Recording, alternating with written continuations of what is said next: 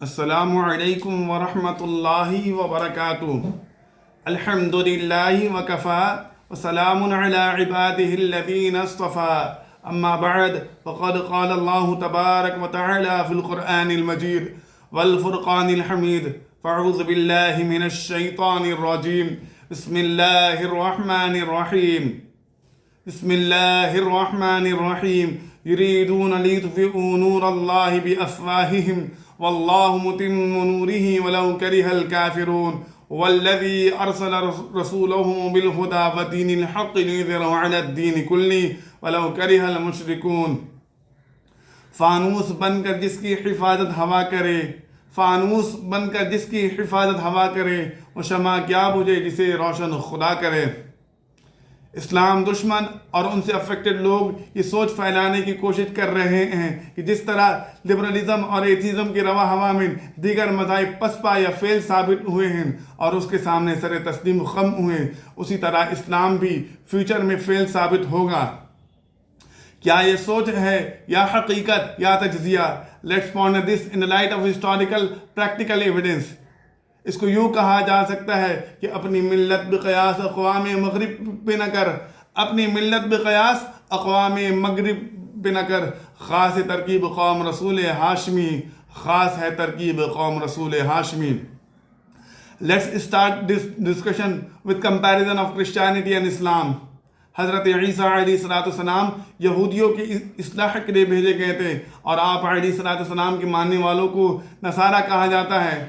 آپ علیہ السلام کے بعد پال نامی شخص نے عیسائیت کو بڑھاوا دیا، لیکن بڑھاوے سے زیادہ اس نے چینجز کی، اور یہ امینڈڈ ریلیجن پارلیمنٹ ہاؤس تک گونجنے لگا۔ بادشاہ بھی اس کے فالوورز ہونے لگے، یہاں تک کہ سارا کا سارا ملک عیسائی ہو گیا۔ لیکن یورپ میں جب رینیسا کا پیریڈ آیا، عیسائیت ایڈوانسمنٹ اور ٹیکنالوجیکل ایرا کے مسلسل اٹیک کو برداشت نہیں کر پایا اور چرچ تک محدود ہو گیا۔ دوسری طرف جب نبی اکرم صلی اللہ علیہ وآلہ وسلم نے نبوت کا اعلان فرمایا تو کفار مکہ نے لاکھوں کوشش کی کہ اسلام اور مسلمانوں کو ختم کرنے کی، لیکن اسلام قبول کرنے کی تعداد کم نہ ہوئی۔ پھر جب نبی اکرم صلی اللہ علیہ وآلہ وسلم نے مدینہ منورہ ہجرت فرمایا تو آپ صلی اللہ علیہ وآلہ وسلم تو کفاروں کی سازشوں اور عداوتوں میں کمی نہیں ہوئی، بلکہ اسلام کو مٹانے کے لیے بدر کے مقام تک آ پہنچے۔ لیکن تاریخ گواہ ہے کہ ان مٹھی بھر مسلمانوں نے ہزاروں کی تعداد کو کیسے ہار کا مزہ چکھایا۔ شاعر نے بھی کیا خوب فرمایا تھا، فانوس بن کے جس کی حفاظت ہوا کرے، فانوس بن کے جس کی حفاظت ہوا کرے، وہ شمع کیا مجھے جسے روشن خدا کرے۔ پھر جب نبی اکرم صلی اللہ علیہ وآلہ وسلم کے وصال کے بعد رومن باؤنڈریز میں اسلام کے خلاف جنگ کے طبلے بجنے لگے، دوسری طرف نبوت کے جھوٹے دعویدار ظاہر ہوئے، تیسری طرف زکوٰۃ کے منکر ہوئے، یعنی ہر طرف سے فتنے پیدا ہوئے، مگر سبحان اللہ عز و جل حضرت سیدنا صدیق اکبر رضی اللہ تعالی عنہ کے ہاتھوں ان سارے فتنوں کی سرکوبی ہوئی اور اسلام وہاں تک پہنچا جہاں تک نہ پہنچ سکا تھا۔ یوں ہی تاریخ کے پیجز کو پڑھنے سے پتہ چلتا ہے کہ درجنوں سے زائد کافر ملکوں نے مل کر اسلام پر حملہ کیا، اور ایسا حملہ کیا کہ بڑی سے بڑی طاقت مٹانے کے لیے کافی تھا، لیکن اہل اسلام نے ایسا شاندار مقابلہ کیا کہ تاریخ کی سنہرے اوراق نے انہیں محفوظ کر دیا، اور سلطان صلاح الدین ایوبی رحمۃ اللہ تعالی علیہ کے گائیڈنس میں سولجرز آف اسلام نے پرچم اسلام کو اٹھایا اور اسلام کی خوشبو کو نئے علاقوں تک پھیلایا۔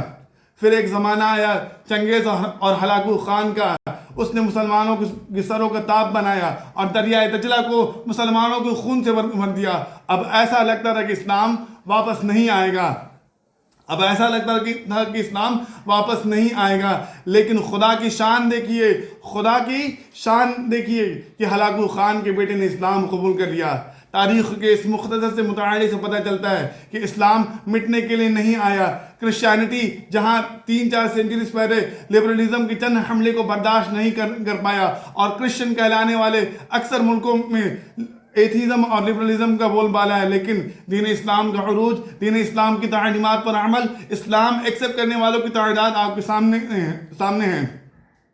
ان ریالٹی اسلام مٹنے کے لیے نہیں آیا، کیونکہ اللہ تبارک و تعالی نے قرآن مجید میں ارشاد فرمایا یریدون لیطفئوا نور اللہ بافواہہم واللہ متم نورہ ولو کرہ الکافرون والذی ارسل رسولہ بالہدی ودین الحق لیظہرہ علی الدین کلہ ولو کرہ المشرکون۔ یہ چاہتے کہ اپنے منہ سے اللہ کے نور کو بجھا دے، حالانکہ اللہ اپنے نور کو پورا کیے بغیر نہ مانے گا، اگرچہ جو مشرک اسے ناپسند کریں۔ وہی ہے جس نے اپنے رسول کو ہدایت اور سچے دین کے ساتھ بھیجا تاکہ تمام دین پر غالب آ جائے، اگرچہ مشرک اسے ناپسند کریں۔ لہذا یہ لبرل جو تمنا کرتے ہیں کرتے رہیں، خواہشیں کرتے ہیں کرتے رہیں، قیامت سے پہلے ایسا کچھ نہیں ہونے والا، کیونکہ یہ ہمارے رب نے ہم سے وعدہ کیا ہے۔